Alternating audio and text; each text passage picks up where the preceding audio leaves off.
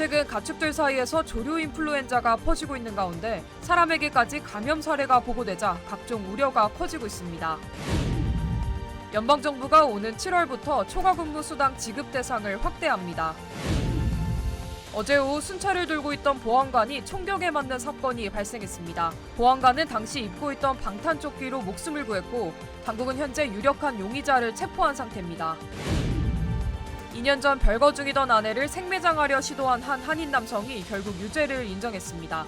남성은 2급 살인미수 혐의로 징역 13년을 선고받았습니다. 캘리포니아주가 반려견들의 날생선 섭취 위험성을 경고했습니다. 기생충에 감염된 날생선을 섭취할 경우 심각하면 사망에 이를 수 있다는 지적입니다. 여러분 안녕하십니까? 4월 23일 첫 소식입니다. 최근 미국에서 고병원성 조류 인플루엔자 H5N1이 젖소에 퍼지고 젖소에 노출된 주민의 감염 사례까지 나오면서 우려가 커지고 있습니다. 특히 젖소 감염이 확산되면서 육류나 유제품 섭취에 대한 주의가 요구되고 있습니다. 여준호 기자의 보도입니다. 최근 텍사스주의 낙농장에서 일하던 한 주민은 조류 인플루엔자에 감염됐습니다. 이 주민은 앞서 조류 인플루엔자에 감염된 젖소와 접촉한 것으로 확인됐습니다. 그동안 새나 가금류를 통해 사람에게 전염된 경우는 있었지만 가축류인 젖소가 매개체가 된 것은 이번이 처음입니다. So with regards to avian flu or bird flu, we are definitely taking this seriously. This is the first time we are seeing avian flu in cattle, in cows. 특히 젖소 감염 확산으로 이와 관련된 식품에 대한 우려가 커지고 있습니다. 조류 인플루엔자의 인간 감염이 확인되면서 우유 등 유제품이나 육류를 섭취할 경우 혹시 모를 바이러스 감염에 대한 불안감이 커지고 있기 때문입니다. 실제 세계보건기구 WHO의 조사에선 생우유에서 다량의 조류 인플루엔자 바이러스가 검출되기도 했습니다. 대부분 저온 살균 처리를 거친 유제품들은 안전하지만 달걀이나 육류의 경우 가능한 가열 조리에 섭취해야 한다는 지적입니다. 요즘 같은 때는 일단 그 날계란이라든지 생고기 이런 것들은 일단 피하시는 게 좋고요. 우유 같은 것도 밀균 처리된 우유만 마켓에 파는 이런 우유들은 안전하겠습니다.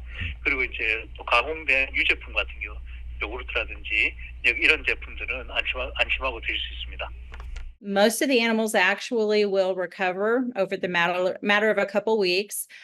Sick animals, their milk does not get milked and put into the food supply, so that milk is quarantined and segregated. WHO에 따르면 지난 20여 년 동안 조류 인플루엔자 환자들의 치사율은 52%에 달합니다. 전문가들은 조류 인플루엔자의 인체 감염 위험은 낮은 상황이지만 바이러스가 변이해 인간 감염이 확산한다면 또 다른 팬데믹을 부를 수 있다면서 강력한 백신 개발 연구와 같은 대비가 시급하다고 경고했습니다. MBC 뉴스 여준호입니다. 연방정부가 초과 근무수당 지급 대상을 확대하는 방안을 발표했습니다. 연방노동국은 오늘 초과 근무수당을 지급해야 하는 연봉 상한을 현 35,568달러에서 오는 7월 1일부터 43,888달러로 올리는 방안을 밝혔습니다. 이어 내년 1월부터는 상한선이 58,656달러로 조정되며 근로자가 주 40시간 이상 일할 경우 오버타임 시간에 대해 임금의 1.5배를 받게 됩니다. 노동국은 오늘 발표한 새 규칙에서 초과 근무수당 지급 대상에서 제외되는 기준도 현 10만 7,432달러에서 15만 2,000달러 초과로 인상했다고 전했습니다. 이번 조치로 400만 명의 근로자가 혜택을 받을 것으로 예상됐습니다. 한편 일부 전문가들은 조 바이든 정부가 오는 11월 대선을 앞두고 노동자 표심 잡기에 초과 근무수당 지급 대상자를 확대한 것이라고 분석했습니다. 대낮에 순찰을 돌고 있던 셰리프국 보안관이 갑자기 총격을 당하는 사건이 발생했습니다. LA 카운티 셰리프국에 따르면 어제 오후 2시 45분쯤 웨스트 코비나 지역에서 순찰용 오토바이를 타고 있던 보안관이 신호를 기다리던 중 어디선가 날아온 총알에 등을 맞았습니다. 이 보안관은 43살 세무엘 아이스퍼로 다행히 총알이 당시 보안관이 입고 있던 방탄조끼를 통과하지 못해 생명을 구한 것으로 알려졌습니다. 이후 캘리포니아 고속도로 순찰대 국경 수비대가 샌디에고 카운티에서 음주운전 혐의와 무기 소지 혐의로 체포된 47살 레이문드 듀란을 체포했고 현재 총격범의 용의자로 지목한 상태입니다. 당국은 총격 현장 CCTV와 목격자 진술, 체포 과정에서 회수된 총 등을 수사한 결과 듀란이 강력한 용의자로 추정된다고 밝혔습니다. Border Division arrested Raimundo Duran, a 47-year-old Hispanic male on suspicion of drunk driving and weapons possession charge. The firearm recovered by the California Highway Patrol officers, our detectives, strongly believe that Raimundo Duran is the suspect involved in the shooting of our deputy in the city of West Covina. There is no evidence at this time that suggests that there are additional suspects outstanding. 한편 당국은 정확한 사건 경위와 용의자의 범행 동기 등을 수사 중입니다. 한편 시카고에서도 근무를 마치고 퇴근을 하던 경찰이 총격을 당해 숨지는 사건이 발생했습니다. 시카고 경찰은 지난 21일 새벽 3시쯤 남서부 게이지파크 네이버후드에서 30살 루이스 후에스카 경관이 총격을 당해 숨졌다고 밝혔습니다. 숨진 후에스카 경관은 경찰 유니폼을 착용한 채 근무를 마치고 귀가하던 도중 변을 당했으며 총격 용의자는 경관이 탑승하고 있던 승용차를 훔친 뒤 도주한 것으로 알려졌습니다. 시카고에서 6년 동안 근무한 후에스카는 31번째 생일을 이틀 앞두고 숨진 것으로 알려져 안타까움을 더하고 있습니다. I can't believe stuff like this is going on. You want to make things better, but the harder you try, sometimes it just doesn't happen the way you want it to happen. 당국은 구체적인 사건 경위를 파악 중이며 현재 총격 용의자가 무장한 상태로 위험한 상황이라며 주민들에게 각별한 주의를 당부했습니다. 경찰은 CCTV 영상을 토대로 대규모 수색에 나섰습니다. 지난 2022년 워싱턴주에서 별거 중이던 아내를 생매장하려다 체포된 한인 남성. 이 끔찍한 뉴스로 미국 한인 사회를 충격에 빠뜨린 소식 기억하실 텐데요. 50대 한인 남성에게 수십 년의 징역형이 선고됐습니다. 서스턴 카운티 재판부에 따르면 지난 2022년 10월 레이시에 거주해온 용의자 55살 안재경 씨가 이혼 과정에서 아내와 심한 언쟁을 벌이다 결국 44살의 아내 안영숙 씨를 폭행한 후 생매장을 시도했습니다. 안 씨는 아내의 팔과 다리를 묶고 입에 테이프를 붙인 뒤 납치해 숲속으로 끌고 가 구덩이에 아내를 밀어넣어 흙으로 덮었고 당시 안영숙 씨는 12시간 동안 구덩이에 묻혀 있다 극적으로 탈출했습니다. 안영숙 씨는 이날 이후 평생 정서적 트라우마와 건강상의 문제를 안고 살아가고 있다고 호소했습니다. 한편 2급 살인 미수 혐의로 기소된 용의자 안 씨는 지난 3월 모든 혐의를 인정했고 징역 13년과 36개월의 집행유예 그리고 가족들과의 평생 접촉 금지 명령을 선고받았습니다. 캘리포니아주가 견주들에게 반려견들의 날생선 섭취 위험성을 경고했습니다. 캘리포니아 어류 야생동물국은 반려견들이 개장 흡충이라고 불리는 창자 기생충에 감염된 생연어를 섭취할 경우 연어 중독이라고 불리는 기생충에 감염될 수 있다고 밝혔습니다. 당국은 이 기생충이 캘리포니아 북부 해안 지역에서 자연적으로 발생하기 때문에 연어를 포함해 하천에서 발견된 모든 민물 고기들이 잠재적 영향을 받았을 가능성이 높다고 강조했습니다. 감염 증상으로는 체온 상승과 식욕 상실, 구토와 설사 등으로 홍역과 매우 유사한 증상을 띠며 연어 중독은 제때 발견된다면 치료가 가능하기 때문에 해당 증상이 보일 경우 즉시 병원에 가야 한다고 조언했습니다. 특히 반려견이 이 기생충에 감염될 경우 감염을 방치하게 되면 2주 이내에 사망할 가능성이 90% 이상이라고 덧붙였습니다. 한편 당국은 캘리포니아주 중북부 지역에서 서식하는 물고기들이 기생충에 감염됐을 가능성이 더 높다고 경고했습니다. 오리건주의 한 주택가에서 여성을 납치한 남성이 체포됐습니다. 오리건주 힐스보로 경찰국은 지난 21일 주택가에서 한 여성이 납치됐다는 신고를 받고 수사에 착수했다고 밝혔습니다. 경찰은 CCTV를 통해 수사를 진행한 결과 지난 일요일 저녁 납치됐던 여성을 오늘 안전하게 구출하고 용의자를 납치 혐의로 체포했다고 전했습니다. As I see it, I was like this is bad. Like we gotta call 911. The incident happened at 10:48. I probably didn't know about it till like maybe 10:55, and at 10:59 I called 911. 사건 조사 결과 용의자와 피해 여성은 서로 알고 있던 사이로 확인됐으며 용의자가 계획적으로 범행을 저지른 것으로 드러났습니다. 당국은 체포한 용의자의 진술을 토대로 납치 동기를 조사하고 있으며 사건과 관련된 추가 증거 등 구체적인 경위를 파악하고 있습니다. UCLA의 아시안 전문의가 마취 중인 환자의 신체를 조롱하고 직원들 앞에서 성차별과 인종차별적인 언행을 일삼다 해고됐습니다. 데일리 메일에 따르면 UCLA의 외과 전문의 루이스 콩은 지난 10년 동안 수술실에서 마취 상태로 누워있는 흑인 남성 환자의 신체 부위를 보며 조롱하거나 주변 직원이나 의사들에게 성체위 등에 대해 자세히 얘기하는 등의 발언을 이어온 것으로 드러났습니다. 이 같은 혐의는 지난 수년 동안 이어져 왔지만 병원 측에 공식 보고되지 않았고 2년 전 직원들의 공식적인 요청으로 병원 측이 본격 조사를 시작하면서 드러났습니다. 병원 측은 루이스 콩이 수술실에 개인용 총이나 흉기를 갖고 오거나 의료기기 회사로부터 수십만 달러의 돈을 받은 사실도 확인했다면서 해고 통지서를 보낸 것으로 전해졌습니다. 한편 루이스 콩은 현재 자신의 해고가 부당하다면서 LA 카운티를 상대로 항소를 제기한 상태입니다. 메디케어 어드밴티지 보험회사인 클레버케어 헬스플랜이 지난해 큰 성장세를 보이면서 올해에도 한인 커뮤니티를 위한 서비스를 강화할 것이라는 계획을 발표했습니다.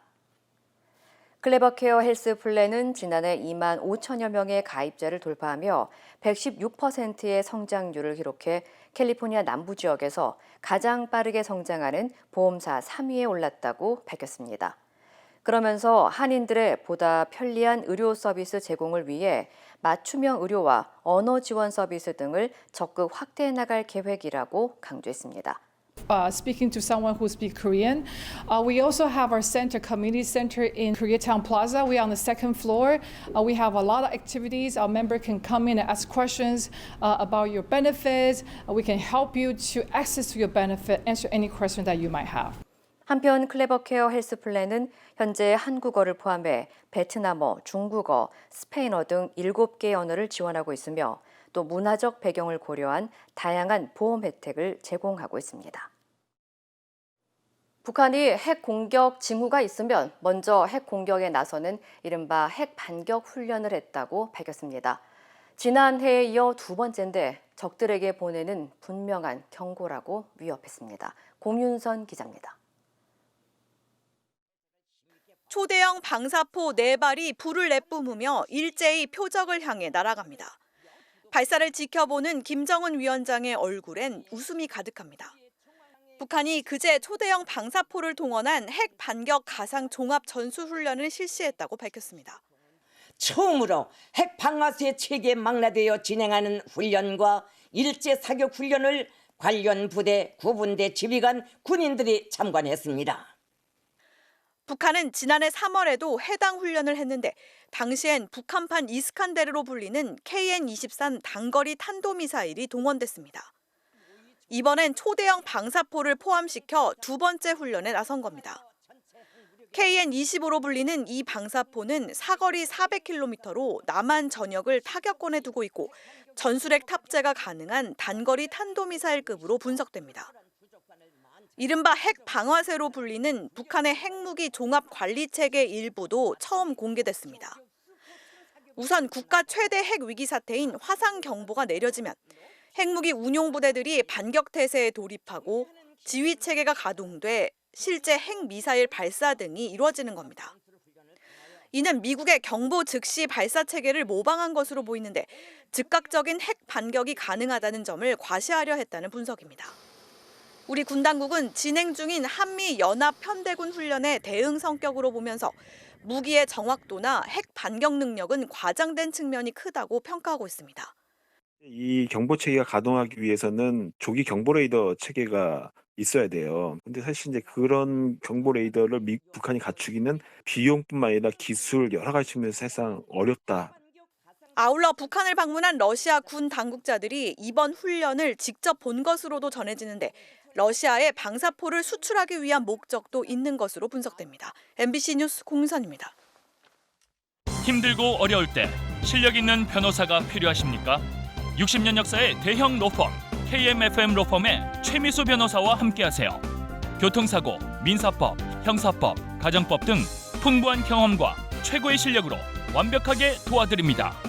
최고의 보상을 책임지는 실력 있는 대형 로펌, 도움이 필요할 때 강한 힘이 되는 변호사 KMFM 로펌 최미수 변호사 213-427-2350. 윤석열 대통령과 민주당 이재명 대표의 영수회담을 위한 첫 실무회동이 진행됐습니다. 이 대표가 강조한 1인당 25만 원의 지원금 지급이 의제가 될지 주목되는데요. 국민의힘이 회담에 앞서 반대 입장을 밝혔습니다. 김민영 기자입니다. 정무수석 교체로 하루 미뤄졌던 영수회담 첫 실무협의가 국회에서 있었습니다. 대통령실 홍철호 정무수석과 민주당 천준호 비서실장을 포함해 양측에서 2명씩 4명이 40분간 만났습니다. 회담 이후 양측은 민생 문제를 해결할 정책과 중요한 국정 현안이 의제가 될 것이라는 메시지를 내놨습니다. 민주당은 가감없이 본회담의 의제로 삼자고 논의했다고 했고 대통령실은 폭넓게 논의하기로 했다는 표현이 달랐습니다. 민생 문제 해결에 대한 입장은 회담 전부터 충돌하고 있습니다. 전국민 재난지원금 문제도 이번에 좀 만나면 이런 얘기를 주로 해야 되는데. 민주당은 1인당 25만 원 민생회복 지원금을 위해 필요한 예산을 13조 원 정도로 추산합니다. 이를 위해선 추경이 필요한데 기획재정부가 이미 반대 입장을 분명히 밝힌 데 이어 국민의힘도 무책임한 포퓰리즘이라며 선을 그었습니다. 국민들께서도 미래 세대의 주머니를 털어야 하는 전 국민 지원금 정책에 동의하시는지 의문입니다. 앞서 윤석열 대통령 역시 무분별한 현금 지원은 마약과 같은 것이라는 입장을 밝혔습니다. 회담과 관련해 윤 대통령은 의제에 제한을 두지 않겠다고 했지만 초청의 목적이 이 대표의 이야기를 듣기 위해서라는 말도 반복했습니다. 대통령실과 민주당 양측은 영수회담 일정은 추후 다시 논의한다고 밝혔습니다. 하지만 의제 논의를 위한 2차 준비회동 일자도 잡지 않고 헤어지면서 영수회담이 이번 주를 넘길 것이란 전망도 제기되고 있습니다. MBC 뉴스 김민영입니다. 의대 교수들이 내일부터 잇따라 사직을 예고한 가운데 당장 다음 주에 하루 휴진하겠다고 예고했습니다. 대통령실은 의료계가 1:1 대화를 거부했다며 유감스럽다고 밝혔습니다. 박진준 기자입니다. 어제 온라인 총회를 연 전국의과대학 교수 비상대책위원회는 내일부터 교수들의 사직이 시작된다는 것을 재확인했다고 밝혔습니다. 또 정신과 육체가 한계에 도달했다며 다음 주 하루 휴진한다고 덧붙였습니다. 휴진 날짜는 각 대학별로 정할 방침입니다. 다만 주 1회 정기 휴진 여부는 추후 다시 논의할 예정입니다. 앞서 서울의대와 울산의대 교수 비대위는 주 1회 휴진 돌입을 결정했습니다. 몸이 힘든 것도 있지만 앞으로 희망이 안 보이니까 만약에 정부가 증원에 대해서 좀 중지한다든가 내년에 결정하자든가 그런 걸 해주면 전공인 학생들이 이제 돌아오게 좀 해보고. 충남대병원과 충북대병원, 원광대병원 등의 비대위도 매주 금요일 외래진료 휴진에 동참하고 있습니다. 대통령실은 공개적으로 유감스럽다는 입장을 내놨습니다. 의료계가 1:1 대화를 원한다고 해서 정부와 의료계의 협의체도 제안했지만 거부당했다고 밝혔습니다. 정부는 일주일 전부터 5+4 의정협의체를 비공개로 제안하였지만 이마저도 거부하고 있어 유감을 표하지 않을 수 없습니다. 이로써 대통령 직속의 의료개혁 특위는 내일 의사단체 참여 없이 그대로 출범하게 됐습니다.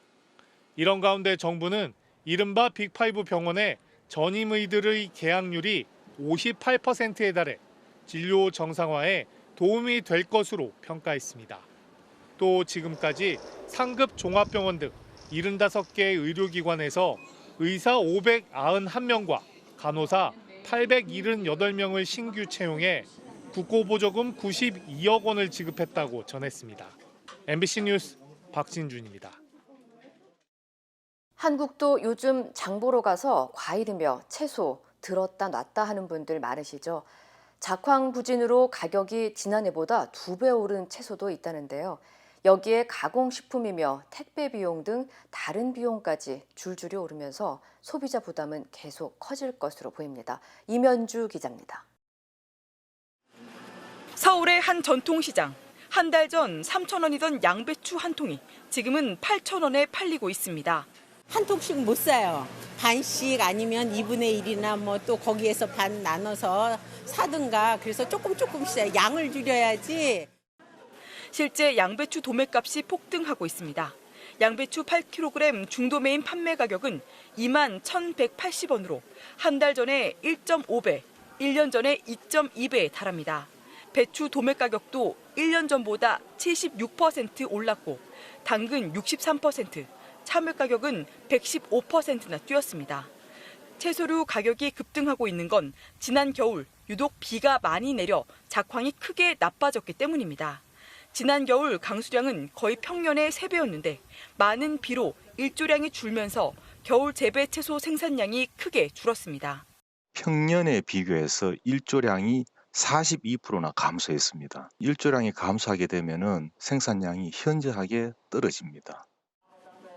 양배추를 제외하면 다음 달부터는 여건이 나아질 걸로 예상되지만 채소값 급등은 밥상 물가에 영향이 클 수밖에 없습니다. 여기에 유가 상승 여파로 CJ 대한통운이 다음 달부터 편의점 택배 비용을 올리기로 하면서 고객들은 최대 400원을 더 부담해야 합니다. 다른 택배사들도 곧 비용을 올릴 것으로 보입니다. 롯데 웰푸드는 다음 달 1일로 예정됐던 과자류 가격 인상을 정부의 요청을 받고 한 달 뒤로 미뤘습니다. 이에 따라 빼빼로를 비롯한 초콜릿이 들어간 과자류 17개 제품 가격은 오는 6월 1일부터 평균 12% 인상됩니다. 계속되는 농산물값 고공행진에 총선 뒤 식품업계의 연쇄적인 가격 인상까지 현실화되면서 소비자 부담은 더욱 가중될 전망입니다. MBC 뉴스 이면주입니다. 이스라엘이 하마스의 최후 보루인 가자지구 최남단 도시 라파 공격을 예고했었는데요. 관련 소식 전해드립니다. 미국의 상업 위성업체가 가자지구 남부 최대 도시 칸 유니스 인근의 대규모 텐트촌을 촬영한 위성 사진입니다. 사진 한가운데 바둑판 모양으로 줄지어 들어선 흰색 텐트가 보이죠. AP통신은 이 텐트들이 지난 16일부터 보였고 매일 규모가 커지고 있다고 설명했습니다. 이 텐트촌이 라파에 몰린 피난민을 대피시킬 목적이라면 이스라엘의 공격 강행이 임박했다는 신호로 볼 수 있다는 분석이 나오는데요. 이스라엘은 국제사회의 반대에도 라파 공격을 예고해왔는데 진입작전에 앞서 약 140만 명으로 추산되는 라파의 피난민을 대피시키기로 했다고 밝힌 바 있습니다. 앞서 가자지구에서 전투병력 대부분을 철수시켰던 이스라엘은 이 지역에 대한 공습도 재개했습니다. 특히 가자지구 북부에 야포 일제 사격을 하고 탱크를 재진입시킨 것은 약 넉 달 만인데요. 이스라엘 군이 강력한 공습에 나서면서 이스라엘과 하마스의 전투는 다시 치열해지는 양상입니다. 불이 활활 타오르는 열차가 선로 위를 위험천만하게 달립니다. 현지 시간 21일 캐나다 온타리오의 한 도시에서 포착된 열차 화재 장면인데요. 시내를 지나던 한 운전자가 불이 붙은 열차가 지나가는 장면을 보고 촬영했고요. 신고를 받고 출동한 소방대원이 진화에 나서면서 불은 1시간 20분 만에 꺼졌는데 다행히 다친 사람은 없었습니다. 소방당국은 열차에 실려있던 나무에 불이 붙으면서 화재가 시작된 것으로 추정하고 있습니다. 250m 높이의 거대한 TV타워가 회색 연기를 내뿜으며 부러집니다. 러시아 미사일을 맞아 두 동강 난 건데요. TV타워가 파괴되면서 시설과 장비가 손상돼 이 지역의 방송 송출이 중단됐습니다. 민간 시설을 공격하지 않는다고 강조하던 러시아는 이번 공격과 관련해 이 TV타워에 방공시설이 있었다고 주장했는데요. 젤렌스키 우크라이나 대통령은 하르키우 도시 전체에 대한 테러를 가시화하고 연결과 정보 접근을 제한하기 위한 것이라며 러시아를 비난했습니다. 러시아는 지난달 말부터 하르키우의 에너지 시설을 공습하는 등 이 도시에 대한 공격 강도를 높여나가고 있습니다. 인도네시아 유명 화산 관광지에서 기념사진을 찍으려던 중국인 여성이 화산 분화구 아래로 떨어져 숨지는 사고가 발생했습니다. 이 여성은 현지 시간 20일 일출을 보기 위해 남편과 함께 인도네시아 자바섬 동부의 이젠 화산을 방문했는데요. 동행한 가이드에 따르면 여성은 처음엔 분화구 가장자리에서 2-3m 정도 떨어져 있었지만 더 멋진 사진을 남기기 위해 뒤로 조금씩 움직였고요. 실수로 자신의 옷자락을 밟고 넘어지면서 75m 높이 분화구 아래로 굴러떨어지고 말았습니다. 현지 언론은 여성이 추락하기 직전 마지막 사진을 공개했고요. 사고 이후 현장은 폐쇄된 것으로 알려졌습니다. 63이라고 적힌 이 생일 케이크의 주인공, 다름 아닌 오랑우탄입니다. 살아있는 오랑우탄 중에 가장 나이가 많은 오랑우탄, 벨라가 독일 함부르크의 동물원에서 63번째 생일을 맞았는데요. 1961년에 태어난 것으로 추정되는 벨라는 35년에서 40년 정도인 야생 오랑우탄과 50년 정도인 사육 오랑우탄의 평균 수명을 훌쩍 뛰어넘어 올해로 63살이 됐고요. 지난 2021년 일본의 동물원에 살던 집시라는 오랑우탄이 급성 신부전으로 세상을 떠나면서 살아있는 최고령 오랑우탄 자리를 넘겨받았습니다. 이 시각 세계였습니다. 인터넷과 SNS에서 화제가 된 소식들 알아보는 투데이 와글와글입니다. 서울 한 아파트 단지에서 초등학교 고학년 남학생들이 어린 여학생을 성추행했다는 글이 올라와 경찰이 수사에 나섰는데요. 대책 마련이 시급하다는 지적이 쏟아지고 있습니다. 한 아파트의 공지문입니다. 지난달 이 아파트 단지에서 초등학교 5, 6학년으로 보이는 남학생들이 성관계 놀이를 하자 돈을 주겠다며 여학생들을 쫓아다녔다고 하는데요. 여학생들이 항의하자 다른 애들은 엄마랑 같이 다녀서 안 된다. 너희가 딱이다라고 말했다고 합니다. 남학생들은 여기에 그치지 않고 학원차에서 내린 8살 아이를 따라가 CCTV가 없는 계단으로 가자며 유인했고요. 이 과정에서 남학생이 여아에게 신체 일부를 노출하기까지 했다는 겁니다. 입주민들은 딸 자식 둔 부모로서 불안해서 살 수 없다며 공분했는데요. 이후 피해 학생 부모의 신고로 서울경찰청이 조사를 벌이고 있습니다. 누리꾼들은 맞벌이하는 부모들은 24시간 자녀 옆에 있을 수도 없는데 읽는 내내 소름이 돋는다며 우려했고요. 촉법소년 나이를 하향하거나 폐지하고 부모 또한 연대 책임을 지게 해야 한다는 의견도 나왔습니다. 고양이 수십 마리를 잔혹하게 죽인 20대 남성이 징역 1년 2개월의 실형을 선고받았는데요. 범행 이유가 참 황당무계에 더 큰 공분을 사고 있습니다. 이 남성은 재작년 12월부터 10달 동안 길고양이나 분양받은 고양이 76마리를 잔혹하게 해친 혐의로 재판에 넘겨졌는데요. 범행 동기에 대해 자신이 주차해놓은 차량에 길고양이들이 흠집을 내서 이런 일을 저질렀다고 말한 것으로 알려졌습니다. 재판부는 범행 수단과 방법이 잔혹해 시설 내 격리가 불가피하다면서도 초범이고 반성하는 점을 참작했다고 양형 이유를 밝혔는데요. 누리꾼들은 잠재적 살인마나 다름없다며 소름 끼친다는 반응을 보였습니다. 카페에서 마주친 여성의 통화를 우연히 듣게 된 또래 여성이 수상함을 감지하고 직접 나섰는데요. 그 덕에 7천만 원이라는 거금을 지켜낸 사연 함께 만나볼까요? 왜냐면 저도 취준생이라 돈 10,000원, 20,000원이 소중할 때가 있는데 정말 보이스피싱은 이게 돌이킬 수가 없잖아요. 지난달 경기도 성남시 한 카페에서 앞자리 사람의 전화통화 내용을 우연히 듣게 된 이 여성. 불법 사이트에서 웹툰을 본 적이 없다. 지금 지정된 은행에서 인출하려 한다는 말을 듣고 보이스피싱임을 직감했습니다. 곧바로 카페를 나가 경찰에 신고했고요.